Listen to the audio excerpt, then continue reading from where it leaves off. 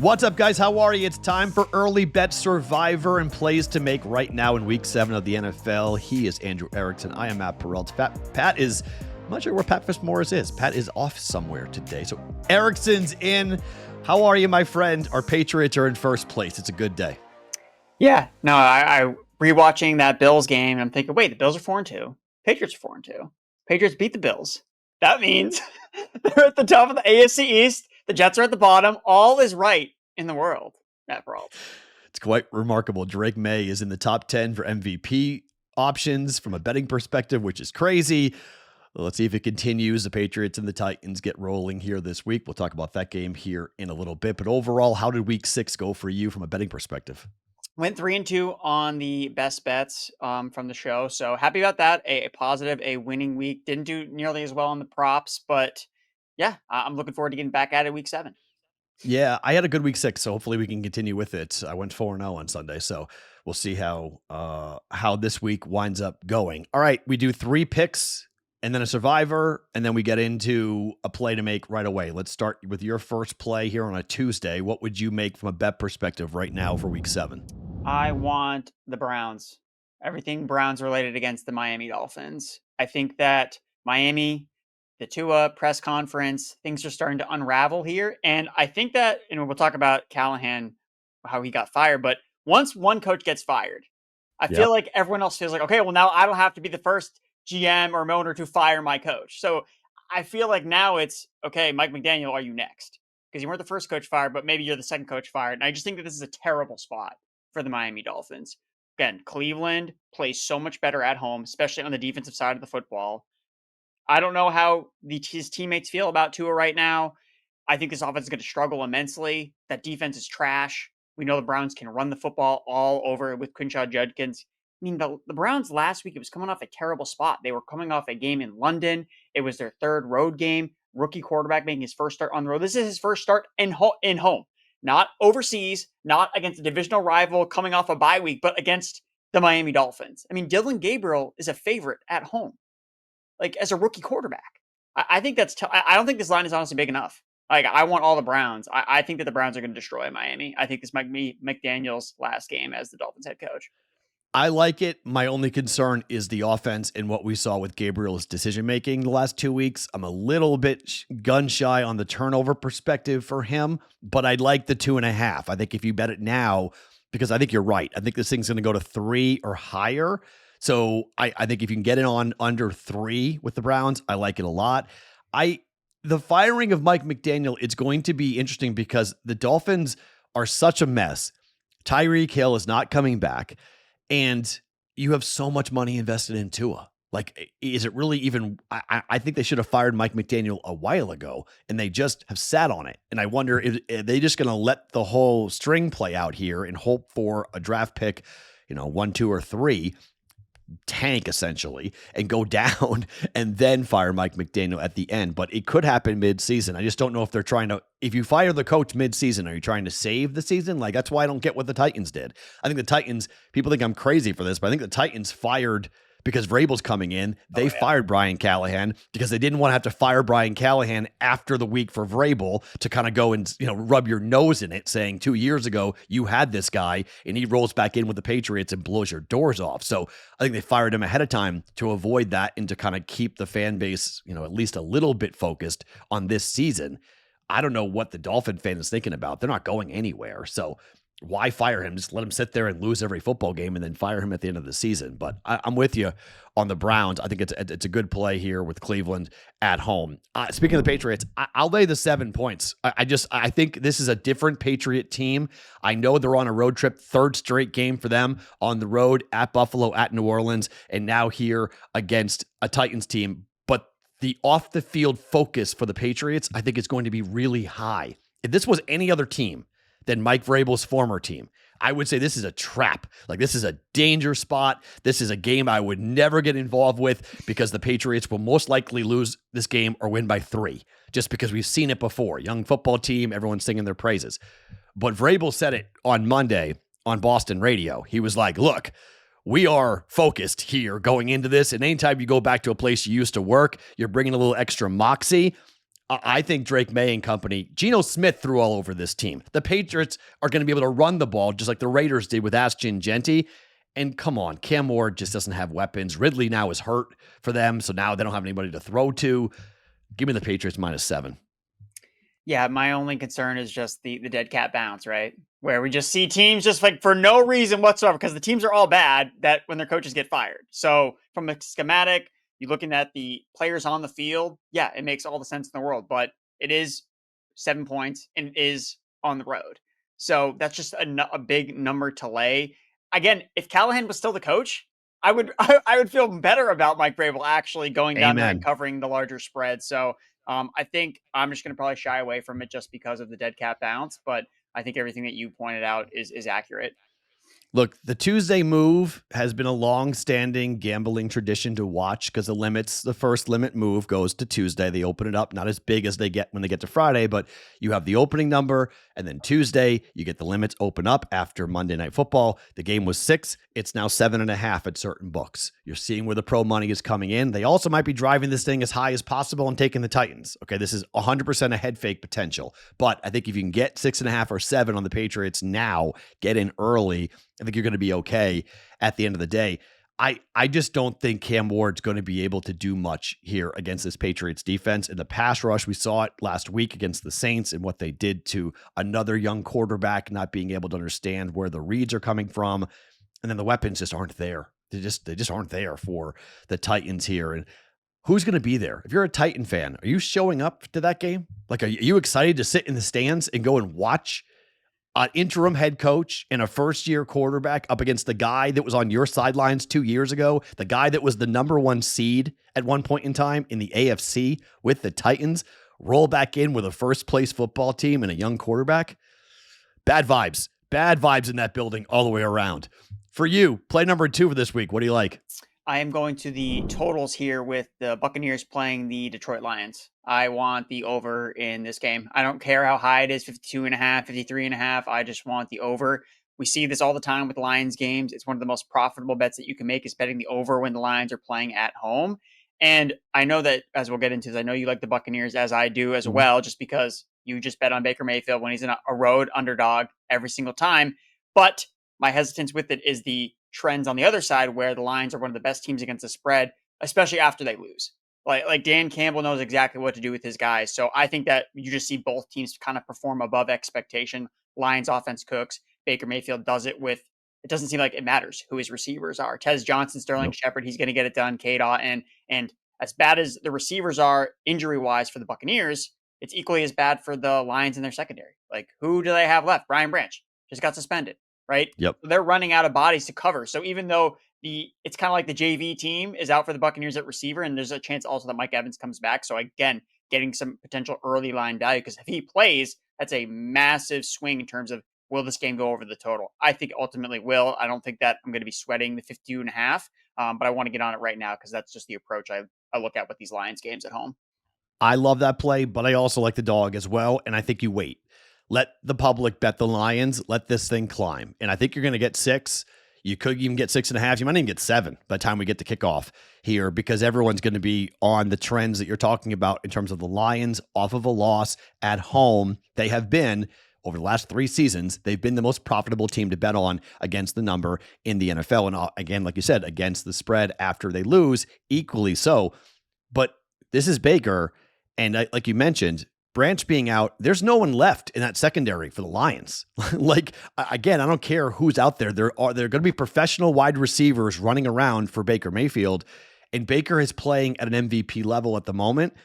I can't bet against him. The first thing I do is I look and see where are the Bucs. I have a big bet on the Bucs to win the division. They're off to a 5-1 start. I was at a bar here in Vegas watching the game last week for the Bucs, and that run that Baker Mayfield had on 3rd and 13 to pick up the first down, the entire bar was on its feet. The entire place, whether you bet on him or not, everybody was like, this guy is on a mission. Like, he is possessed. Week prior, they go to Seattle. They hang 38 points on that Seattle defense. They come back home against the 49ers. They beat the Niners.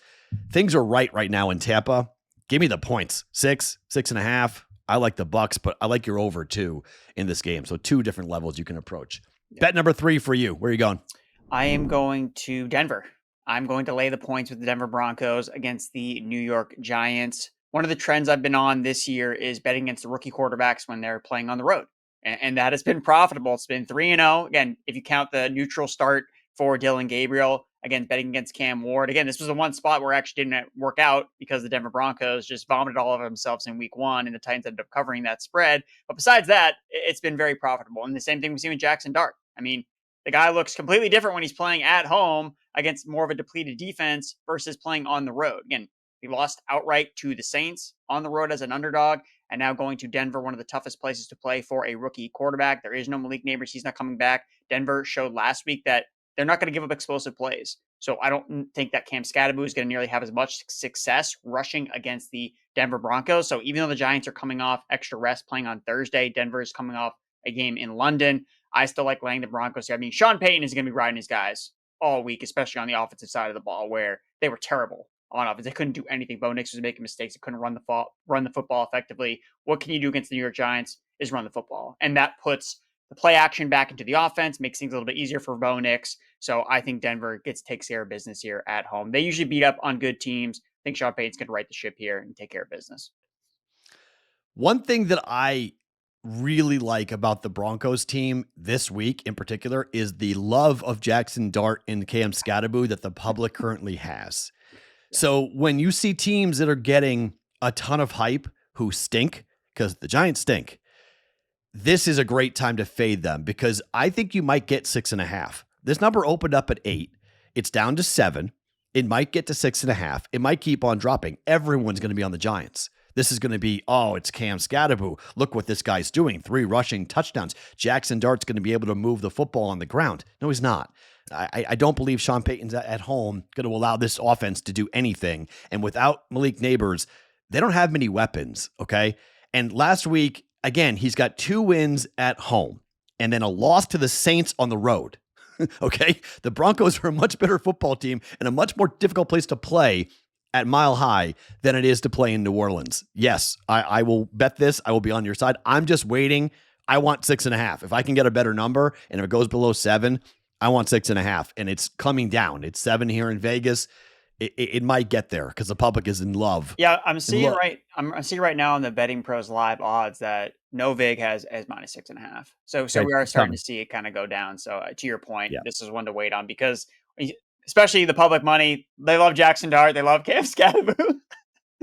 You can have it all you want, okay? You can have the craziness all you want. I love going against the narrative that, oh my gosh, they found their next boy wonder. Sure, he's winning home games, guys. He's got 2 wins, both at home. Enjoy it. You're on the road against Denver. Yeah, it's going to be a reality check time for the New York Giants. For my final, I'm going to Monday night, and I got Seattle at home against, look, there are, I guess it's what night? Yeah, this is against Houston. I don't like Houston's offense at all, and it's 3.5 down to 3 at certain places. It's been a 2.5 point open here for the Seattle Seahawks. I liked what I saw last week. I think this offense is humming at the moment. I know the Texans defense is really, really good, but going in prime time, things are unraveling in a lot of ways with the Texans. I don't like Houston. They're coming off of a bye. I'll give you that. I know that that's one little scary factor here, but give me the Seahawks -3 and Sam Darnold at home in prime time. I think they get the job done. I want this number before it crosses 3. 3.5 is possible. 4 could be possible by the time we get to kickoff. Give me the 2.5 or the 3 on the Seattle Seahawks. Agreed on the 2.5 or 3. I think that if it's 3.5, that's probably where I get a little bit more gun shy, just because I don't think there's gonna be a lot of scoring in this game. I think that both these teams identify as, hey, we're very, very strong defensively. They're both kind of top heavy when it comes to their receivers. You have Nico Collins as the number 1, JSN is the number 1, and then after that, it's kind of just like depth pieces. You're expecting Houston to have some type of answer offensively coming out of their bye week, in the lab doing something. I think they're going to try to run the ball because if they're just dropping back to throw, they're going to be screwed. We saw last week Seattle on the road against the Jaguars. They pressured Trevor Lawrence on 50% of his dropbacks.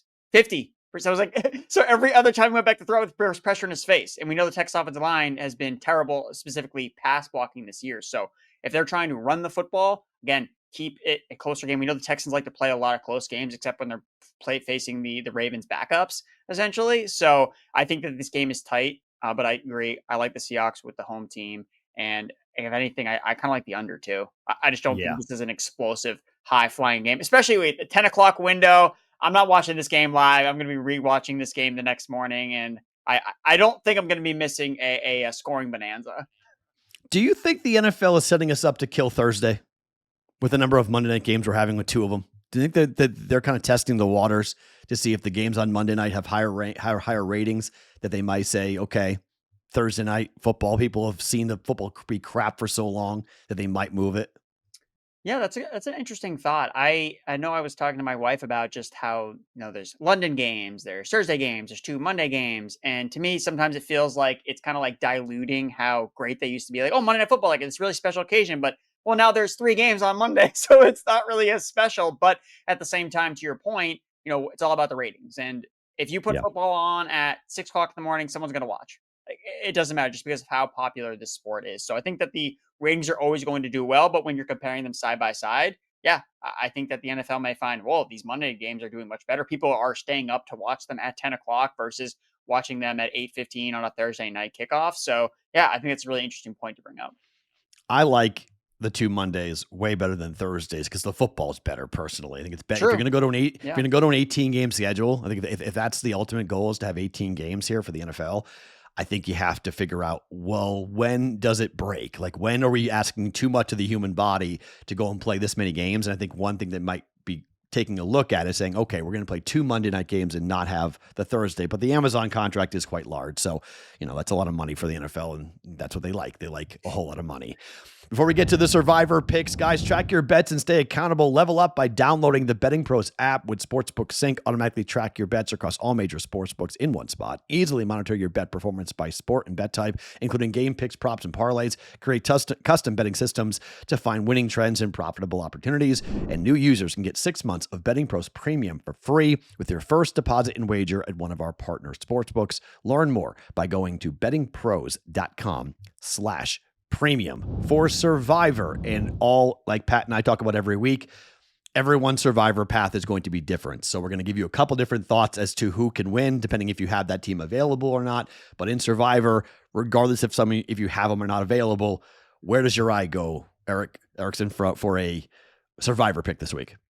So I talked about the Broncos against the spread. I still like them here as well against the Giants at home. I think that they're a Survivor pick. Obviously, the chalkiest one is probably the Chiefs. Just playing at home. Like, if you have probably them, it is. Like that one's pretty easy. It doesn't really require much analysis. They're going to win. I mean, maybe they don't cover the now rising like 11, 12 point spread, but 12 and a half. Yeah, they're probably going to win. They're playing at home against Geno Smith. So again, the Raiders won last week because they were playing the Titans. Like that. I think that's really why. And so I guess my other one that's maybe a little bit more off the board is I actually like the Bears at home against the Saints. Again, Bears are playing on a short week, but Yep.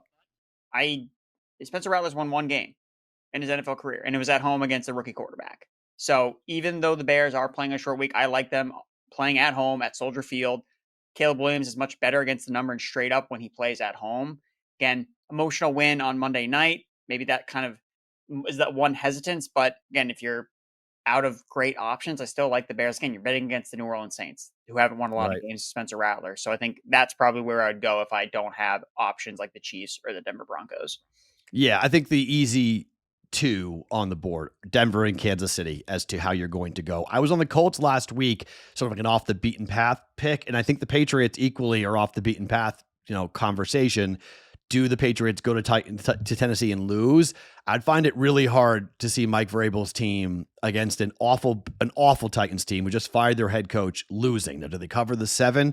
That's debatable. I just can't see the Patriots losing the game outright, going to the Titans. Drake May would have to play really poorly or get hurt, or something catastrophic would have to happen in order for the Patriots to lose this game. The Titans were handed a victory by the Cardinals. They should have 0 wins. They have 1 because of the football gods and dropping ball at the goal line and everything else that happened in that football game, the flukiest of fluky things. So I think if you're looking for that off the beaten path pick, I think the Patriots over the Titans would be a popular way, but that would only be if you didn't have Denver, didn't have Kansas City available to be used. If you do, I think your Denver pick, I think the pick of the week should be the Denver Broncos against the Giants. I love fading road rookie quarterbacks on this. And I think Sean Payton is a little bit upset with the way Bo Nix needs to get going. Like Bo Nix needs to start picking it up a little bit for Denver. Yeah, agreed. And again, I'm thinking a bit more about this Patriots matchup because I just think it's really fascinating with Vrabel going back down to Tennessee, and I think that in itself kind of counteracts the dead cat bounce. Where Agreed. Again, in most situations, it's not this type of setup where it is a head coach that I don't care who the head coach is. I don't care if it's Mike McCoy. I don't care if it was Callahan. Like I want to kill this team. Like it doesn't matter. So I think I'm kind of changing my tune a little bit there. With the Patriots. We'll see where the number settles, but from a survivor standpoint, yeah, I think that the Patriots, even if they don't cover, I think that they are going to win this game. And to your point, it would take some type of wackiness where the Tennessee Titans are getting a bunch of turnovers and things are kind of going off script where the Patriots don't end up winning this game. But again, that can happen in any football game. It's a weirdly shaped ball, weird things can happen, but I think the confidence play would definitely be on the Patriots. Butte is playing at a really high level. We've seen Diggs have monster games during this stretch for the Patriots. I think they get the running game going. Drake May, it's remarkable. I mean, you're a Patriot fan. Watching a Patriot quarterback be a competent passer and runner of the football, we've never seen it before. We've seen one or the other. We've seen certain quarterbacks come in who could run. We've seen Brady for 20 years stand back there and not move. Now we got a guy who can throw the deep ball and can run, and he's a weapon with the legs. So I just think it's a lot to ask of this Titans team after going up. And I watched closely in the Raider game, and I was like, give me a break. This team is awful. Like, they are just absolutely horrible. And the only way the Patriots lose this game is if they beat themselves. And I find it really hard that this team won't be looking, and I don't think they can overlook the Titans given who their coach is. Like, Vrabel hates the Titans. Like he hates the Titans. So I think this is going to be a pretty electric week of practice for the Patriots. And I wouldn't be surprised if Vrabel puts on pads himself and gets out there and starts smacking around some people, given how fired up he's going to be to go back to Nashville to play the Titans. Guys, today's show is being brought to you by Hard Rock Bet. We talk a lot of football this time of the year, but on BettingPros and everywhere else, the pennant is on the line in baseball. Lights are brighter, the pressure's higher, and one swing can change everything. Step up to the plate and take your swing on Hard Rock Bet today. New customers can place a $5 bet, and if it hits, you not only get the winnings, but also $150 in bonus bets. Plus, every day on Hard Rock Bet, you can get a profit boost for postseason baseball. There are new promos every day. Boost your same-game parlay or your SGP Max so your bet pays extra winnings. There's new promos every day, so if you're listening to this later on, open up the app, check out what they've got each and every day of the week. Check out Hard Rock Bet Sportsbook app and make your first deposit today. All right, let's talk about plays you would fire on right now. Is there a bet you would want to take before the line moves? Browns. That's definitely the one I want to take, just because I think that the vibes with Miami aren't going to improve throughout the week. And I think that people are going to convince themselves that, this team is going in the wrong direction. And I agree. This is just a bad spot for them on the road. They don't play well on the road. Usually it's December where they run into issues. But I think early on in the season, this team went up to Indianapolis in week 1 and just got curb stomped in week 1 and in a dome. Now you're going outdoors against Cleveland. That defense is going to be pinning its ears to try to rattle Tua. And I know that you were concerned about the Dylan Gabriel turnovers. Mm-hmm. Tua is going to turn the ball over a ton in this game. So I think this is going to be a bad game for the Dolphins. For me, I want the over for Dallas and Washington. It's 54.5 at the moment right now. I think that number is going to climb. I really don't know how high that number is going to go, but if you're betting an under on a Cowboys game, good luck. I don't know how you do that at the moment. In particular at home, Jane Daniels and the Commanders, I think, are going to be able to throw the ball, and they may get some of their wide receivers back. We'll see what the injury situation looks like for the Commanders. But if they score less than 24 points against that defense, I'm going to be stunned. Dallas can't stop anybody. And I think on the flip side, the Cowboys offense just moves the football. George Pickens is playing at an incredible level at the moment. They can run the ball on Washington. We saw what the Bears did last night to that defense. Give me the over, 54.5. Bet it before it moves, because I think that thing might close at 56. Yeah, it's only going to go up. I also kind of like the Dallas team total as well. It's kind of like a way to attack it because they're underdogs, but they're also at home. So I feel like you're getting a kind of a value a little bit on their specific number, but agreed, there's going to be points. Huge opportunity for the Cowboys. They really, they need a win. Like, they need a win here. It stinks because, like, if you're a Cowboy fan, if they had won that game against the Panthers, which most pros were hammering the Panthers, but if they'd won that game, they'd be 3-2-1, and they'd be a half a game behind the Eagles, who are 4-2. Do the Eagles lose this week? Are they going to lose again? See, that's the thing with the Eagles. One of their trends is they don't perform well after losses. Like they stack like bad game after bad game. So complete opposite of the Lions, who like always rebound. The Eagles continue to like spiral. And they're playing the Vikings, who literally have to win this game. Like the Vikings season, not completely hinging, but like they need this game. Like this is a big game for the Vikings to play coming off of a bye for last week. They have the Eagles come to their place. They're 2.5-point dogs at home to the Eagles. Oh my God. If the Eagles are like Mitchell doesn't play and like Carter misses, like I think the Vikings will win, because the question mark is we still don't know who is starting at quarterback for the Vikings, like Wentz or McCarthy. And again, I don't think either option's like in a super. How is it not going to be McCarthy though? Like this is the bye. Isn't this why you hold McCarthy out and you play him in this game? Do you not? Like this is when he comes back. Yeah. So especially, I mean, I think it's going to come down to just Flores just making magic with his defense against the Philadelphia Eagles offense. That's been struggling. Barkley hasn't played nearly as well as he did last year. The offensive line has a bunch of issues. They're at home off a bye week. Yeah. I mean, if you just look at a lot of these circumstantial factors, you're like, why am I not betting on the Vikings? Look, it's 2.5. Again, the reason why it didn't make my card yet is because of the quarterback situation. I want to know who's playing quarterback. But if it's JJ McCarthy, look, the number's coming down. It's 2.5 right now, but you have a home dog in the NFL. That's been a very profitable thing for years, but even more so this year. Home dogs in the NFL, and the Eagles internally are a mess. Like they are a mess internally at the moment. Maybe they go to Minnesota and right the ship, but that dome is not an easy place to play. Off of a bye for the Vikings. If it's McCarthy, I like the Vikings to win that football game coming up here and getting a W and keep the misery in Philadelphia rolling.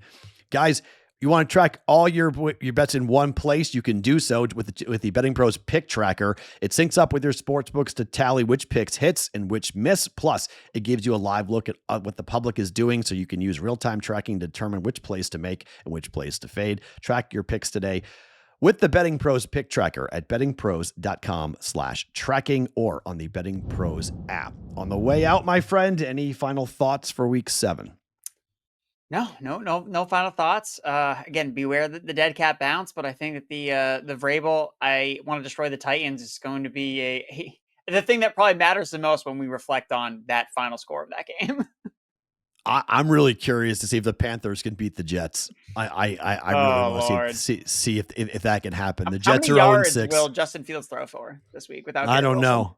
I don't know if that offense can get any worse, but I just want to see what's going to happen in that game. Can the Panthers, who are just a horrible team on the road, they suck on the road, can they go to the Meadowlands, to MetLife, and beat the Jets? Because if Aaron Glenn loses at home to the Panthers, I know he's a first-year head coach, but that's 0-7, and that's the bottom of the bottom.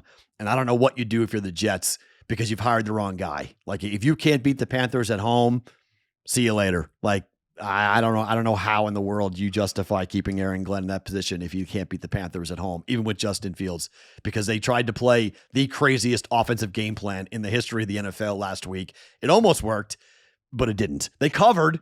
You want to play the cover game? That's great. Aaron Glenn's covering. No way, man.